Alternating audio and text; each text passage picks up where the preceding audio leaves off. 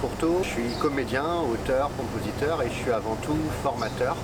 Et mon travail, c'est d'intervenir dans les collèges et les lycées sur les arts de l'oralité. Donc ça passe de la préparation aux oraux des bacs et brevets à de la préparation à des concours d'éloquence que j'ai fait ici avec le lycée Jean Ingon.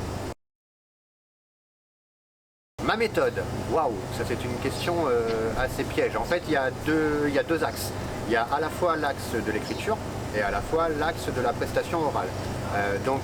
L'axe de l'écriture est assez importante parce qu'effectivement, lorsqu'on écrit de l'éloquence, il s'agit aussi de pouvoir respecter les codes de l'éloquence, donc à savoir les arguments, les chiffres, et ensuite sur la prestation orale, effectivement c'est la façon dont je vais regarder le public, la façon dont je vais m'exprimer, la ponctuation que je vais mettre, les intonations, le volume de la voix, la gestion du stress aussi également, parce que c'est très important pour certains et certaines. Elle était extrêmement élevée. Réellement, j'ai fait pas mal de concours d'éloquence et c'est vrai que j'ai fait à la fois en coach et à la fois en jury. Là, je suis en coach et j'avoue que pour des élèves de 3e et de seconde, le niveau était très élevé. Je suis vraiment fier d'eux parce qu'ils ont beaucoup travaillé, aussi bien sur l'écriture que sur la façon dont ils ont présenté leur texte. Et vraiment, j'étais épaté. J'aurais aimé avoir cette aisance-là à leur âge et j'avoue que moi-même je ne l'avais pas.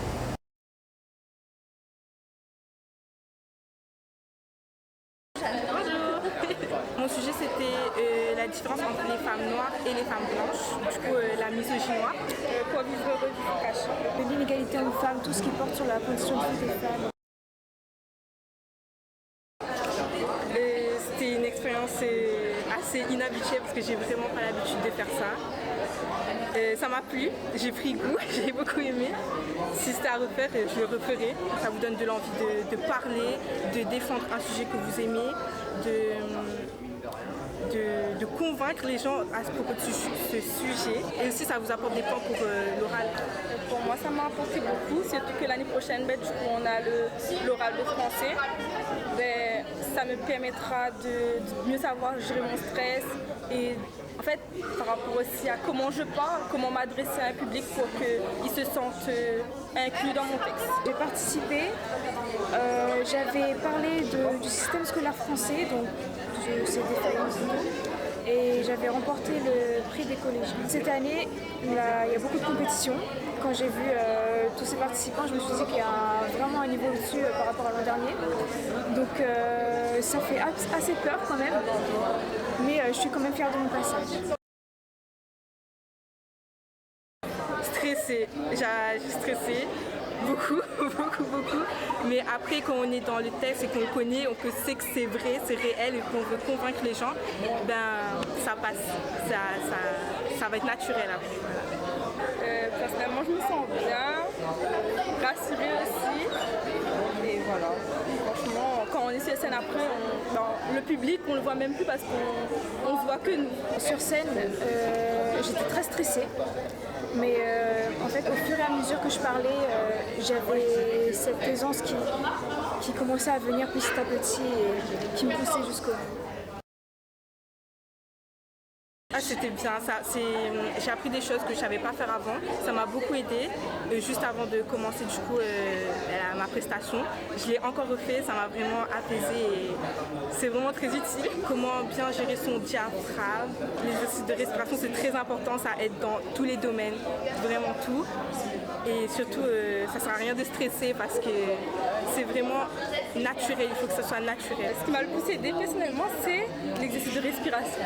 Parce qu'en fait, on se sent stressé, très stressé, on se sent même plus capable de monter sur scène, mais finalement avec ces exercices-là, ça nous permet de réussir et de se sentir mieux oralement.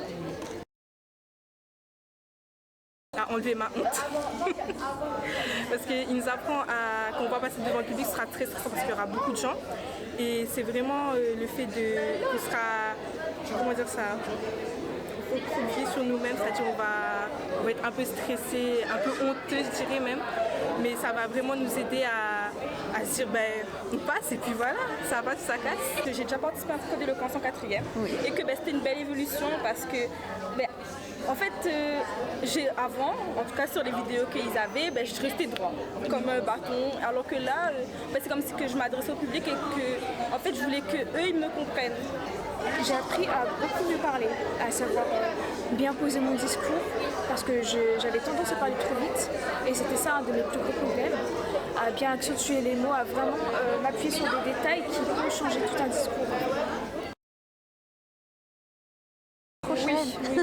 Même si je me dis que là, j'ai hâte, ce sera encore un niveau encore plus au-dessus, j'ai envie quand même de me lancer ce défi et de me dire que j'en suis capable et que j'ai tout à fait toutes mes chances comme tout le monde en fait. Merci Mathilde. De rien. Merci Candice. Merci Jade. Notre 5e concours d'éloquence, c'était très dur pour nous de choisir. Vous étiez tellement tous brillants. Le concours du jury a été attribué avec beaucoup de réflexion. On ne savait pas à un point près, à quelques pointillés près, mais il fallait quand même choisir. Voltigeant Candice.